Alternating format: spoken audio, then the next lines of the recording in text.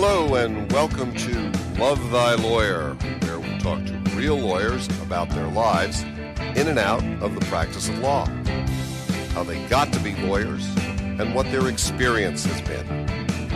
I'm Lewis Goodman, the host of the show, and yes, I'm a lawyer. Nobody's perfect. Carl Ficks spent 25 years as a civil litigator in Connecticut.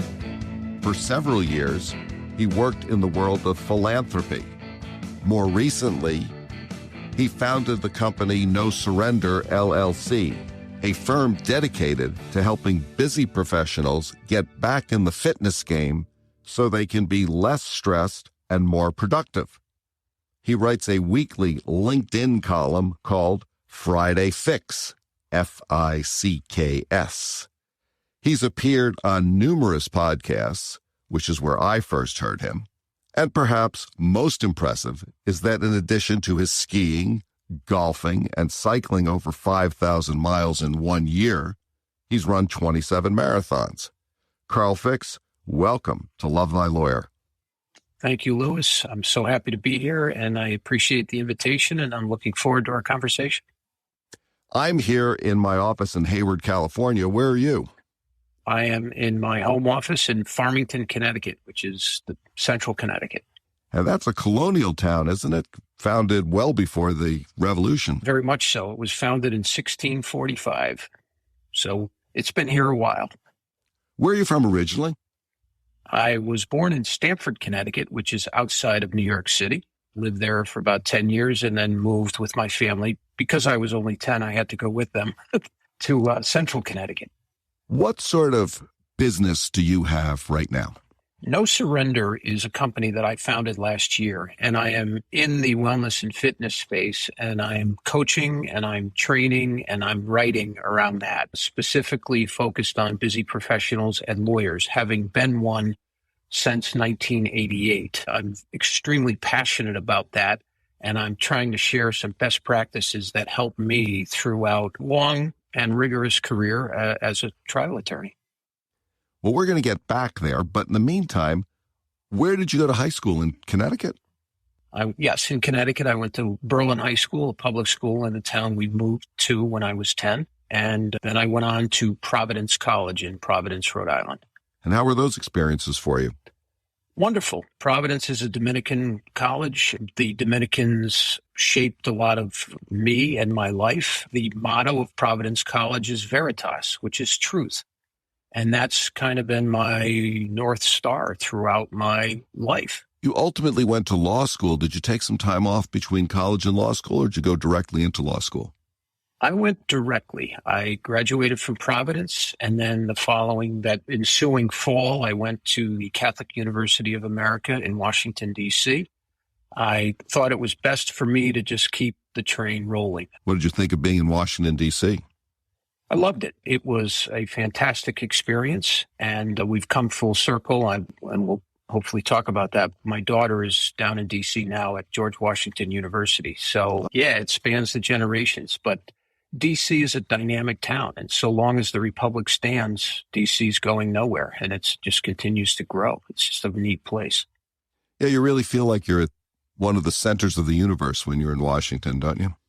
Very much so, and it's such an easy place to navigate, and there's so many things to do and so many things to see. What prompted you to start thinking about law as a career, and when did you first start thinking about law as a career? Well, I went to college with an eye towards being an engineer, and I looked at the law and I thought, all right, this is a neat intellectual pursuit that kind of marries my competitive nature and athletic spirit. And that's how I saw it. And I thought, well, that would be kind of a cool thing to do. So that was part of the thought process, Lewis. After you graduated from law school, you ultimately ended up as a civil litigator for quite some time. What was that experience like for you? It was wonderful. I started at a small firm in New Britain, Connecticut. We were no less than 12 lawyers, no more than 15 throughout my 12 years there. And it was a wonderful experience. I had great colleagues. I had great cases. And I learned a lot very early on. My first jury trial was perhaps 18 months after passing the bar, and that was a federal civil rights case. And I thought, when the gavel dropped and the marshal called the court to order, I thought, okay, Ficks, you got what you asked for. Here you go. And it was just a wonderful experience. I didn't do the big law thing out of the gates. So it wasn't one of those things where I had to wait 5-6 years to get into court. I was in court immediately, and that's where I wanted to be. I just loved it. Now, you ultimately did end up in big law. Is that correct? Yes. And basically, I didn't have a bench. At this smaller firm, again, wonderful colleagues, wonderful cases, but I grew a book of business and I was kind of buckling it under that weight, and I needed a deeper bench. So I moved in 2000 to a firm in Hartford, Connecticut, Halloran and Sage. And that's where I planted my flag then. And I got that deeper bench that I needed to continue to do my work and to continue to grow my book. Now, our mutual friend Steve Fretzen always talks about the importance of lawyers having their own book of business. And I think that what you've just said is clear evidence that that's true. Without a doubt. When you were practicing law, what did you like about it? I loved the mental gymnastics. I loved the tactical maneuvering. I enjoyed oral argument with judges, and I enjoyed writing briefs. So it fulfilled a lot of my needs, again, intellectually and competitively. If a young person were thinking about a career, would you recommend going into law? I would. We are a nation of laws, and without it, there's anarchy. And to be a part of it is humbling. So I would recommend it. I have a few caveats, including the cost, which we could touch on if you'd like. Well, the cost of law school has really gone through the roof, certainly from the time that I went to law school and probably from the time you went to law school. It's something that I think anyone thinking about being a lawyer really has to take into consideration. Without a doubt, because if you have that debt, you've got to be able to service that debt. And so you're not going to service $200,000 worth of debt at a $40,000 a year job. That's just not possible. What do you think's the best advice that you've ever received? As far as from a trial lawyer, I received some great advice. He said to me, whenever you get the chance to go to court, get there early and stay there after your argument or your conference and sit in a courtroom and watch live testimony. And I remember he said, litigation is the art of imitation. And if you have the good fortune of either second chairing or third chairing in a trial as a young lawyer, you will learn things. You will learn what to do, what not to do. But if you don't have that opportunity, go to court, find some live testimony, and sit there and watch. So I never forgot that litigation is the art of imitation. And if you find somebody good, then imitate him or her. You now run a company that really focuses on wellness practices and people taking care of themselves, lawyers taking care of themselves while they're practicing. And I'm wondering what sort of wellness practices mattered to you when you were actively practicing as a full-time attorney. I was steadfast in embedding a fitness component in my daily and weekly routine. And in all candor, I will take one step back. The first 5 years of my practice, I neglected my body because I was all in on trying to become the best lawyer that I could. I was fresh out of law school and I wanted to learn everything and I wanted to soak it in. So I had very long days, long nights, and neglecting myself. And I realized this was not sustainable. So I started to think, okay, I'm the guy that I'm feeding the furnace with my work. I'm earning this money and I'm paying off my student loans and I'm the guy. If I don't show up, Lewis, then I can't feed the furnace. So it was all about the asset. I am an asset. And interestingly, when you're a young lawyer, they say, oh, you should get disability insurance. You should get some life insurance. You should go meet this financial planner. And you make time to do all of those things to protect your actual cash assets. But you, the person, are the one that secures those assets to protect. So why wouldn't you pay the same amount of attention to yourself. You'd think nothing of going as a young lawyer to sit with a financial planner for an hour and a half or 2 hours or whatever. Why wouldn't you do that with yourself? So I started thinking about, protecting the asset of the person that's earning the wage and bringing in the compensation. So that's why it was important to me. You're a really busy lawyer. You're a young guy. Where do you find the time to exercise and to balance that busy law practice with what you know you need to do? And also, presumably, you may have some community responsibilities, some family responsibilities. How does that all fit in? I would advocate doing it in the morning, as I have done and continue to do, because of, many reasons. I call it the 3 C's. If you do it in the morning, then your workout is not delayed by clients, colleagues, or court. And I found it to be extremely helpful. Working out in the morning also gave me, and continues to give me, incredible clarity of thought. It's my little brain dump. I think about things that I may have wrestled with the day prior, and I head into work with a much more clear head. So it just was a best practice that I employed. Do you think that's being selfish? No, I don't. And in fact, I think self-care does not equate to selfishness at all. And here's why. I think when you take care of yourself, you show up better for those that you serve. We are in the service business. We serve the court. We serve the clients. We serve our community. We have partners, whether they're domestic or business partners. All of these on a wheel, all of these communities and pods that we serve, we show up better for them if we take care of ourselves. What prompted you to leave practicing law and go into this work on a full-time basis?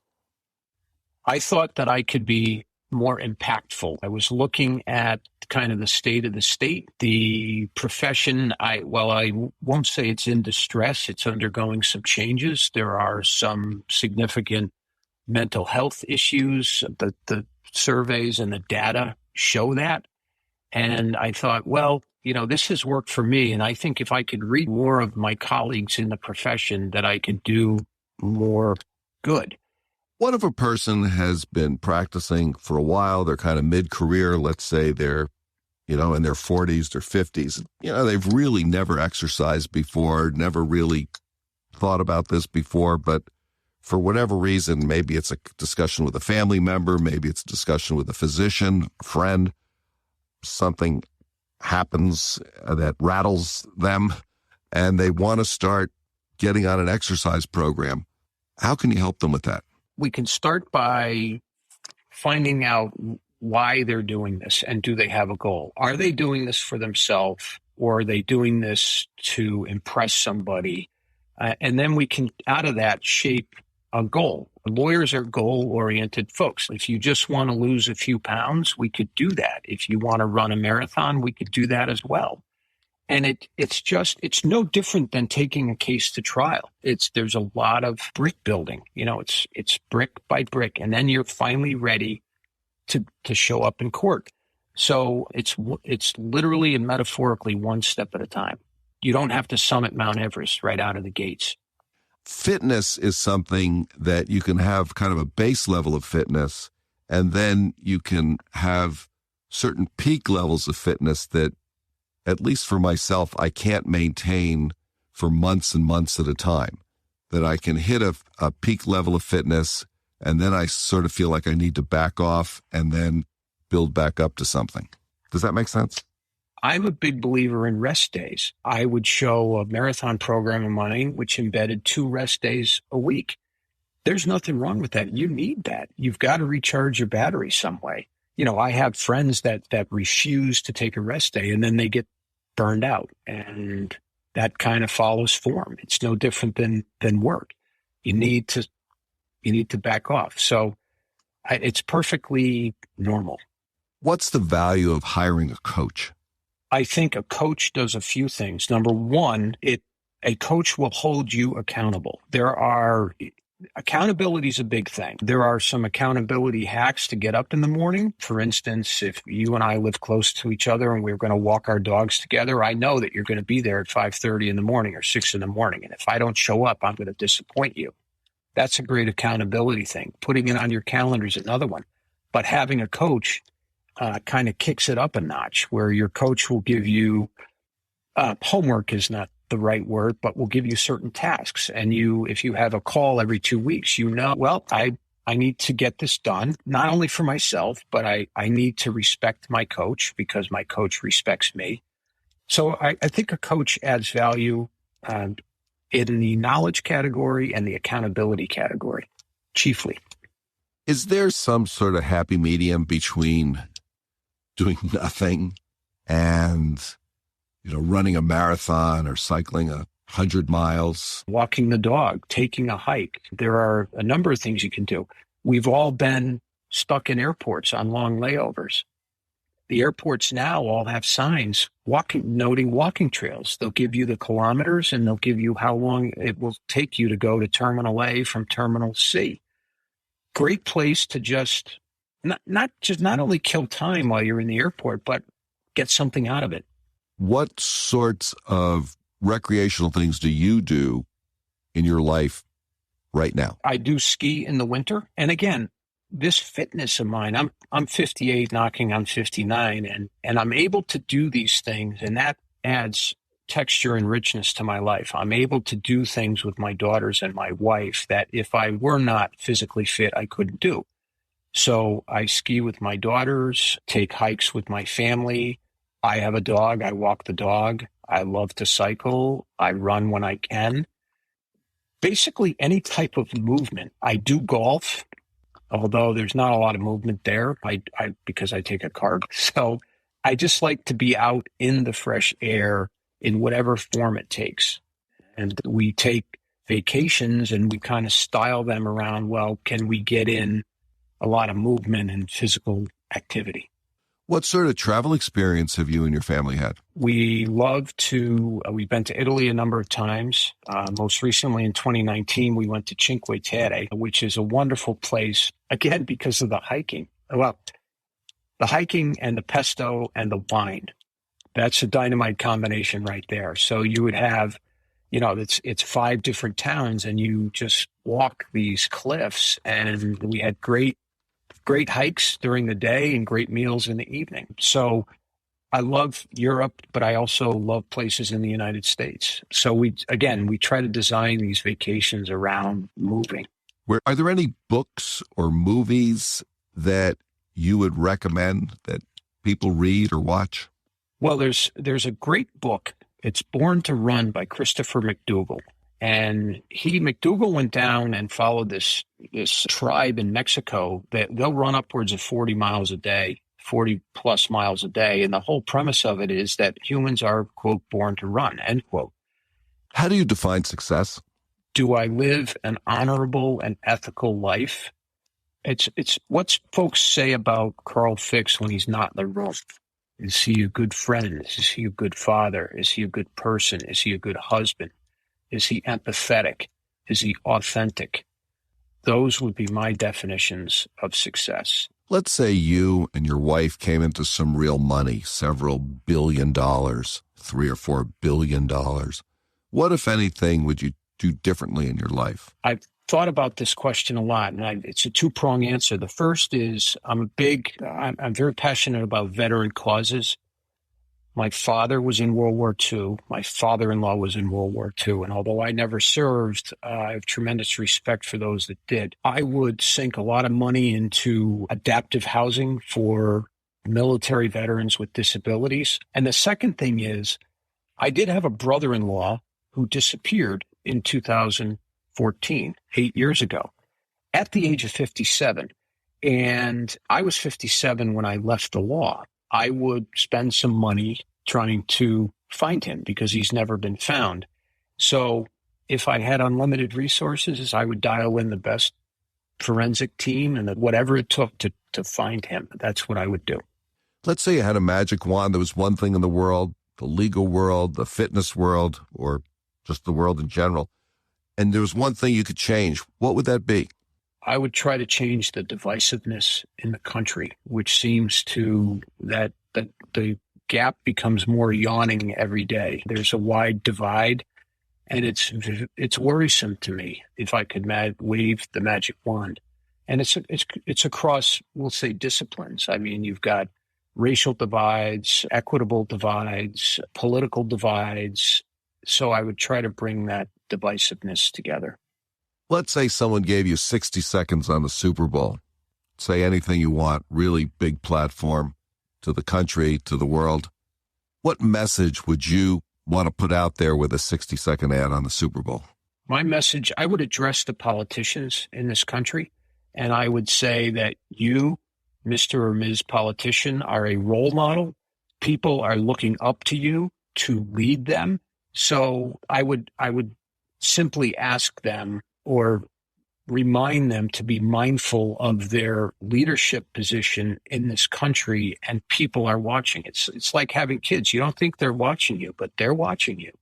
And you'll pick something, they'll say something, and you thought, wow, I said that, but I didn't think they were listening. People are listening. There's a lack of civility there, and I think that has a domino effect. People say, well, if Leader X is not civil, then why do I have to be civil? That's what I would do. Carl, if someone wants to get in touch with you to discuss coaching, talk to you, how is that best accomplished? How can we get a hold of you? My website is carlficks.com, CarlFicks.com. My email is carl@carlficks.com. And I'm on LinkedIn. I'm on Facebook. I'd love to connect with any folks in your audience. Is there anything that you want to talk about that we haven't covered? No, other than to thank you for having me. And again, on the theme of civility, I think there could be a little more civility in the practice of law. And I think that's a good currency in which to traffic. I think everybody's got a lot on their plate these days. And I think if we, even though it's an adversarial system, if we keep in mind that our adversaries may be having some issues, to be perhaps a bit more forgiving to not only our colleagues and our friends, but perhaps our adversaries. And I think that would just raise everybody's game. So that's my editorial comment. I think there's certainly room for more civility in the practice of law. Carl Ficks, thank you so much for joining me today on the Love Thy Lawyer podcast. It's been a pleasure to talk to you. Thank you, Louis. It's been a great pleasure of mine to be a guest, and I so appreciate our conversation. That's it for today's episode of Love Thy Lawyer. If you enjoyed listening, please share it with a friend and follow the podcast. If you have comments or suggestions, send me an email. Take a look at our website at lovethylawyer.com, where you can find all of our episodes, transcripts, photographs, and information. Thanks to my guests, and to Joel Katz for music, Brian Matheson for technical support, Paul Roberts for social media, and Tracy Harvey. I'm Louis Goodman.